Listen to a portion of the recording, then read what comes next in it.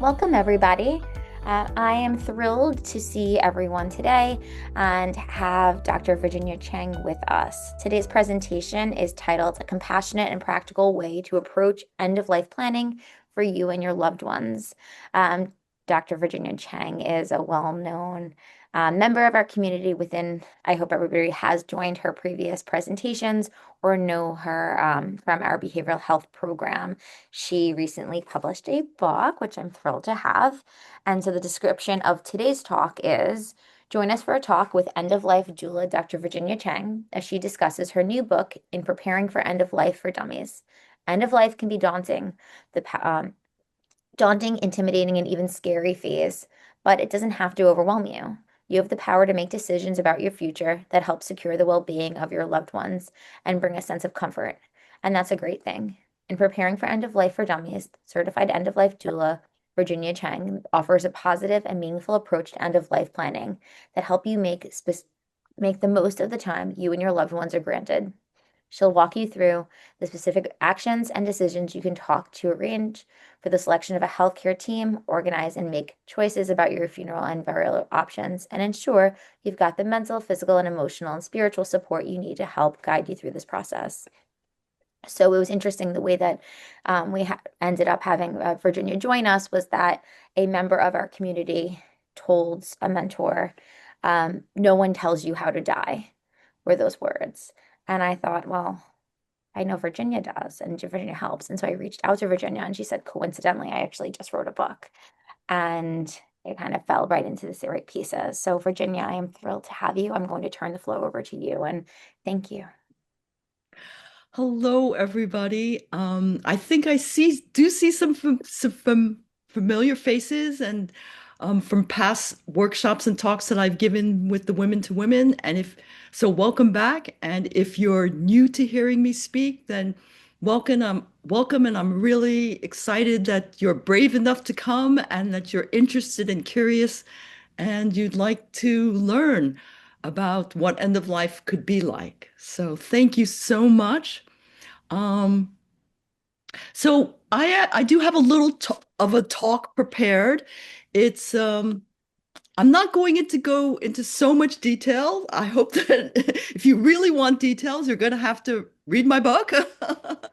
But I'm what I'd like to do today is sort of offer you a framework for thinking about how to move through this. Um, okay, so I'm going to share my screen. Uh, let's see. I think okay. Um, and let's go from here. And does that look right to you, Jillian? Yes? Looks great. Okay. Okay. So this is me. Um, and actually, this book is hot off the press. It actually was just released last week. So, I mean, there's been a lot of commotion and excitements going on in my life. We had a big launch party. Fortunately and unfortunately, it was on Tuesday, so it was not when we had the big storm. It was the day after the big storm.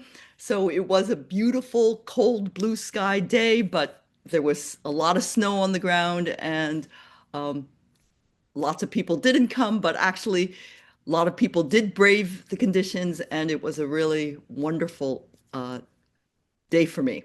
So, um, this is my new book, and when I was approached by John Wiley and Sons to write a book on end of life for the For Dummies the series. And when I wanted to think about how to talk about end of life, how to think about the whole concept, I really had to think about like, well, how am I going to structure this book? How am I going to explain preparing for end of life to someone? And especially for dummies. And really for dummies just means how do I make it simple, accessible, interesting, curious, um, something that you know you want to learn more about, right? And so um, when I started to think about how to prepare for end of life, I started to ask myself, well, what is it that impacts the end of life experience? And when I thought about it that way, I realized that there are two major themes that come up repeatedly by people who talk about what's happening to them, being old, aging, being ill, terminal illness. I'm going to die soon. And what are those two themes that I've heard repeatedly over and over again?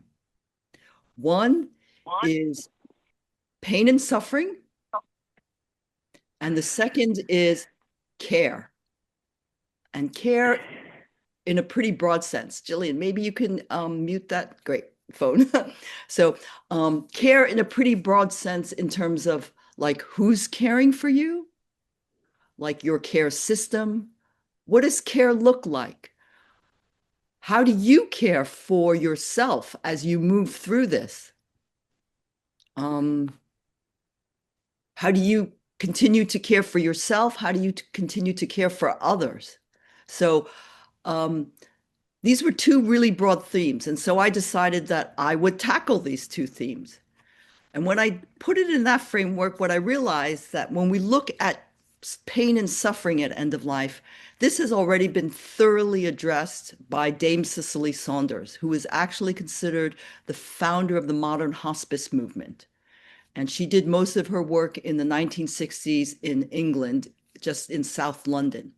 And she is the founder of not only the whole modern hospice approach, but she was the developer of what's considered the total pain model. And she was the first person really to recognize that pain is not just physical pain, that pain is actually pain and suffering is a multi-dimensional experience. So pain had traditionally been defined as just physical pain, just like your bodily pain, just like you have pain in your body. And this may be pain from the disease or an illness you have. It may be pain from medication side effects. It may be pain from treatment side effects. And then you might be presented with just other basic pain and suffering from being old or aging or having an illness, such as, not sleeping well, having fatigue, low energy levels, right? So there's pain and suffering in the physical sense. And this had been the traditional definition of what pain was. But then Dame Cicely Saunders expanded that idea of pain to emotional pain, right? That so much of pain that exists is can stem from your emotions, right? And that has to do with like this mind-body connection. And the way you see this pain manifests would be things like anxiety, depression, fear, the sense of hopelessness and helplessness that can result from, feeling like, you know, this disease is doing these things to me, right? And this is beyond my control. And then being angry, just plain angry at life, and this is happening to me. And obviously, this results in distress.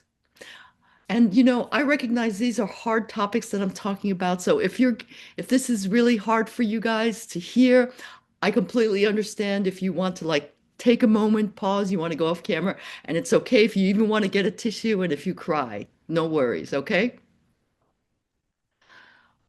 Um, there's can also be social pain, right? You worry for your family. Your relationships with people change.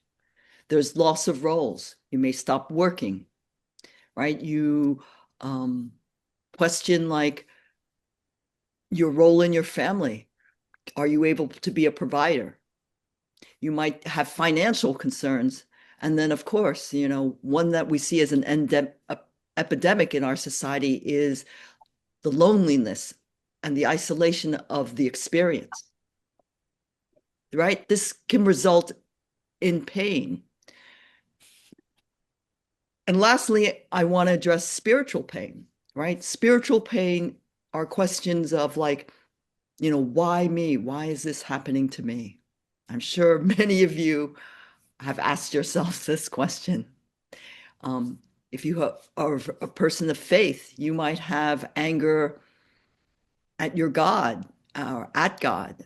You might be not understanding how your personal experience fits within your framework of faith and belief. Um, can even go so far as creating a lot of confusion and disorientation, and you might even abandon your faith. But even if you don't, if you're not a person of a strong faith belief and you're secular, I mean, this still brings up questions of meaning of your life and purpose of your life. And then, of course, lastly, these can result in questions of like feelings of hopelessness. So Dame Cicely Saunders was someone who took the definition of pain and suffering beyond the physical aspects and really recognized sort of the body-mind connection and said that there is social, emotional, spiritual pain, and that pain that results from those issues could result in not only just mental pain, but could also result in additional physical symptoms. So these physical symptoms may not be related, I mean, a direct outcome of your illness, but those symptoms are a direct result of the, you know, emotional, spiritual, and social pain that you may have on a mental basis. And so, when we look at pain and suffering, while we look typically at the physical symptoms, the causes are not always related to illness.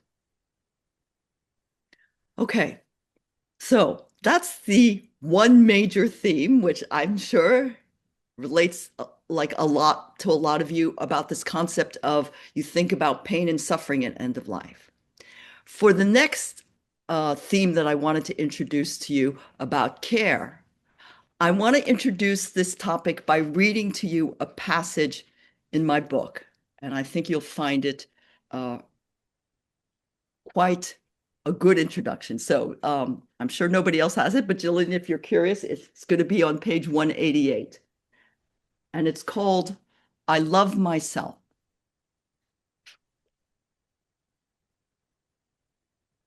In this part of the book, I talk about emotional preparation for end of life. Love is the big emotion at end of life. Everything that is happening and occurring is about love.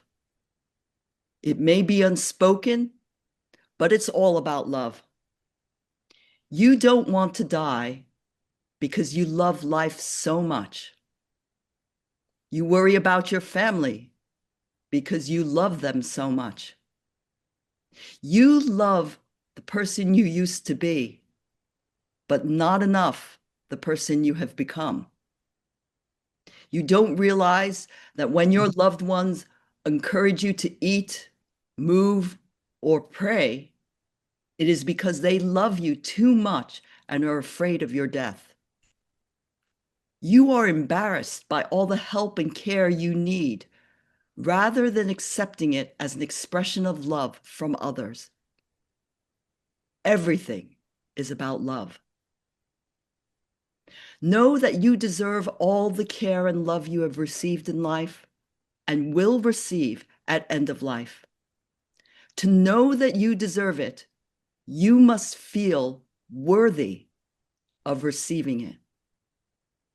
And that begins with loving yourself first.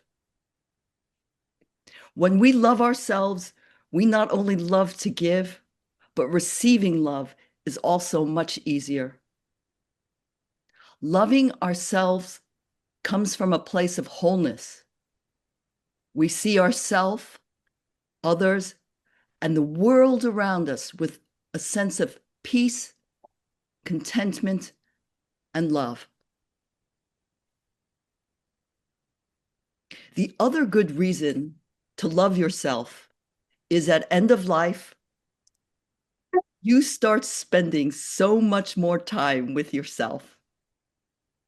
This happens for many reasons, including the many losses you experience, a need to conserve your time and energy, and the thoughts that you have are too big to share with others. For whatever reasons, you will spend more and more time with yourself as you approach the end of life. And as you spend more quiet time with yourself, being with that person all the time, it helps to love that person, you. This is the wisdom that I have gained as I've accompanied others in their journey toward death.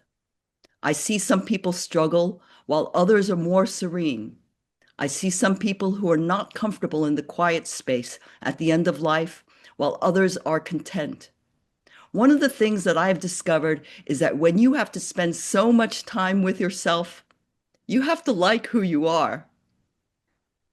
And liking who you are is something you must work on while you're living, not when you're close to death. So, to prepare for end of life, ask yourself, do you love yourself? Loving yourself means putting yourself before others. I learned this principle during my training as an end of life doula, and now I realize that I should have been doing this all my life. When I am in a better place or mood, then I can show up better with others. I am kinder, more considerate, and happier. I feel stronger, less depleted, and have more resources to draw upon. My mind is clearer, open, and able to process things faster. I see the world through more joyful eyes instead of focusing on the negative side of things. And more importantly, I like who I am. When speaking, interacting, and reacting to others, I like how I am showing up. I even walk differently. So taking care of myself means that I'm showing the best version of myself for myself and for others. Self-care is not a luxury, it is a priority. And so this leads to my second theme of talking about end of life, which is self-care, that it has to be a whole person approach. Okay, so I talk about self-care using 5 dimensions, which it, but if you do research on self-care, you'll find that there are some people only look at 3 dimensions, and there are as many as 8 dimensions. Some of these other dimensions can include things like environmental, occupational, um, but I kind of sort of for end of life have chosen and really defined 5 areas of self-care. And self-care like is well established that you need a whole person approach to healthcare, to self-care, that you can't just exercise and think that that's enough, right? That you need to actually have balance across all the dimensions of self-care. And if you create balance in your self-care, then you're better able to adapt when challenges come your way, and that you're actually then showing the best version of yourself. So if you're only focusing on 1 or 2 dimensions, it's not enough. It's not enough. You'll never feel like wholesome.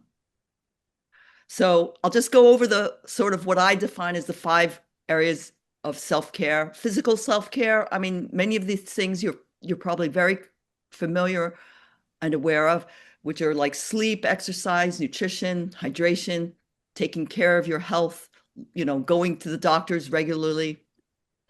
Emotional self-care, right? Checking in with your emotions. How do I feel?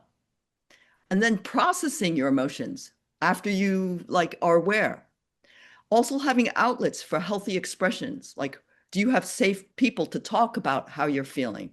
Or are you holding back a lot of emotions because you're afraid of how what you might say might be interpreted or reacted by someone else? And then self-compassion. This is so important. Are you being kind and forgiving to yourself? Are you being kind and forgiving to yourself? And then not just that, but then taking all this emotional self-care and then figuring out positive ways of recharging yourself emotionally. Mental self-care, right? How to keep your mind in good shape, right? Positive affirmations, giving yourself a lot of good positive talk, learning new things, even if it's just learning about the disease, right? But just keeping yourself curious and engaged and learning really keeps your mind active. But mental self-care is not just about constant stimulation, right?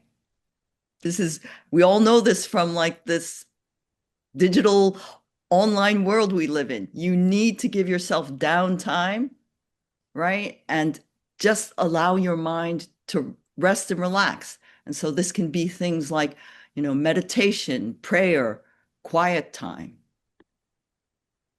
Social self-care, right? So important. Social self-care, right? This comes into the larger picture of care in general, like care that you're receiving from your family and friends, and how do you continue to still care for them, right? It's a reciprocal thing. The communication network, like how do you deal with like keeping up with everybody? Who do you speak to? How do you disseminate information? And then especially if you're not feeling well and everyone's barraging you with like, how are you? How are you? When can I come by to see you? It can be really overwhelming. So, social self-care raised the issues of, you know, yes, you want to be social, you want to stay connected, but what's the balance between doing something that's draining versus doing something that's fulfilling?